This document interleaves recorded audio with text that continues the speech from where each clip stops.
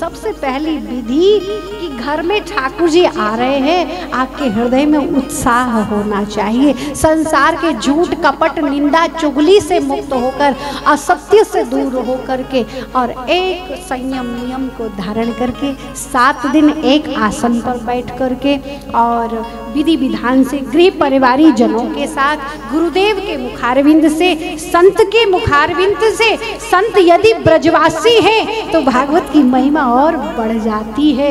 ऐसे भागवत कथा श्रवण करना चाहिए। और विशेष रूप से श्रवण विधि में क्या करना चाहिए? 7 दिन तक निराहार निर्जल रह करके, जल की एक बूंद भी न पीवे, मात्र 7 दिन।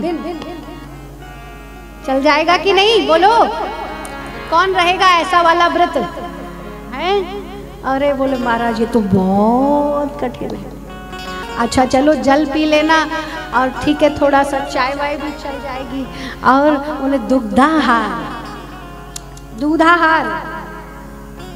अच्छा चलिए फलाहार कर लीजिएगा, फल आदि ले लीजिएगा। फलाहार में भी जब एकादशी आती है ना, तो आजकल फलाहार की भी बड़ी बड़ी श्रेणियां हो गई हैं। व्रत का भी डोसा बनता है अलग से, व्रत की भी कढ़ी इडली बनती है भाई। ये हमें अभी अभी पता चला, यूट्यूब ने पूरा व्रत का भी भंडार खोल रखा। वो व्रत करो किसी भी तरह से करो, कम से कम ये भी भाव है। देखिए व्रत का तो अब तो साइंटिफिक भी ये प्रमाणित होता है, ये प्रूफ है कि 15 दिन में एक बार हमारी बॉडी का पूरा सर्कल जो है ना, जो सर्कुलेशन है जो ब्लड का, वह भी एक दिन भूखा रहने का जो क्रम बनाया है हमारे व्यास जी ने, हमारे संतों ने, हमारे ऋषियों ने, हमारे वेदों में, आयुर्वेद ने, हमारे पुराणों ने ये जो क्रम दिया है, वो इसीलिए इस तन की शुद्धि, भागवत तीनों प्रकार से तन मन धन, तो तन की शुद्धि व्रत से, मन की शुद्धि भगवान की कथा श्रवण से, और धन की शुद्धि कथा में दान से। तो इस प्रकार से तन मन धन को पवित्र करते हुए कथा हम अपने गृह में, जैसे बिटिया का विवाह है, कोई सुंदर उत्सव मनाते, ऐसे मनाना चाहिए। तुलसी जी की सेवा हो, भागवत जी को विराजे और सुंदर शोभा यात्रा के साथ भागवत जी को लावे, और ऐसे ही प्रेम से विदा करने का भी विधान है। ये सब विधि के नियम आदि हैं। जीवन में तो सुख संपदा भक्ति मुक्ति आदि सब कुछ देती है, मरणोपरांत भी पितृश्वरों को प्रसन्न करने हेतु और पुत्रीश्वरों की मुक्ति हेतु भी दिव्य श्री भागवत का यजन सर्वोपरि है। सुंदर कथा का पाठ सुनाओ, इससे ये धुंधुकारी मुक्त होगा। गोकर्ण जी महाराज ने कथा सुनाई, 7 दिन कथा श्रवण से धुंधुकारी का कल्याण हुआ।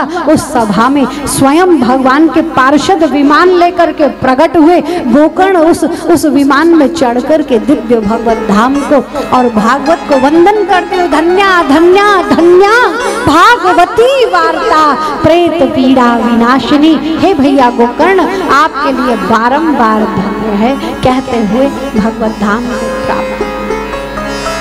ऐसी भागवत जी की बड़ी दिव्य अलौकिक अद्भुत महिमा है। सभी भक्त जो विराजे हैं सभा में, देखा कि 7 दिन कथा में सुन करके, कथा में रह करके इस प्रेत योनि में पड़े हुए इस प्रेत का उद्धार हो सकता है, इसका कल्याण हो सकता है। तो क्या हम आप जीवात्मा, हम भी ठाकुर जी की कथा, बोले भैया कथा तो सबने सुनी, लेकिन कल्याण एक का ही हुआ। अब की बार गोकर्ण जी ने फिर दोबारा कथा की। जब धुंधुकारी को ले जा रहे थे तो कहा महाराज रुको रुको, कथा सबने सुनी लेकिन आप इस एक को ही ले जा रहे हो, इसी ने कथा बढ़िया सुनी है। बोले सुनी सबने लेकिन गुनी नहीं। बोले इस कान से सुना और इस कान से निकाल। ऐसा ना होना चाहिए। कथा को सुनकर के चित्तम विधाय, जिसने मन लगा करके मन में नहीं उतारा, कथा सुनकर के यदि जीवन में कोई परिवर्तन न आया, ये सब सुनो, ये सब दुनियादारी के काम तो सदैव करते ही रहते। ये सब तो लगे ही रहते हैं। कभी हमारे कृष्ण को भी पुकार करके देख लिया करो। ठाकुर कहते हैं, बोले भैया कथा सुन लीजिए, उस कथा को थोड़ा सा हृदय में उतार लीजिए। आज कथा में क्या सुना, कैसा भाव था, क्या भगवत नाम था, क्या गोविंद ने कहा, कैसे दर्शन हुए, इन भावों का चिंतन किया करता था। अब की बार फिर से कथा सुनाई, सबने मन लगा करके कथा सुनी। तो ध्यान रखिएगा, भागवत कथा जब आंगन में पधारे, ठाकुर जी जब आंगन में पधारे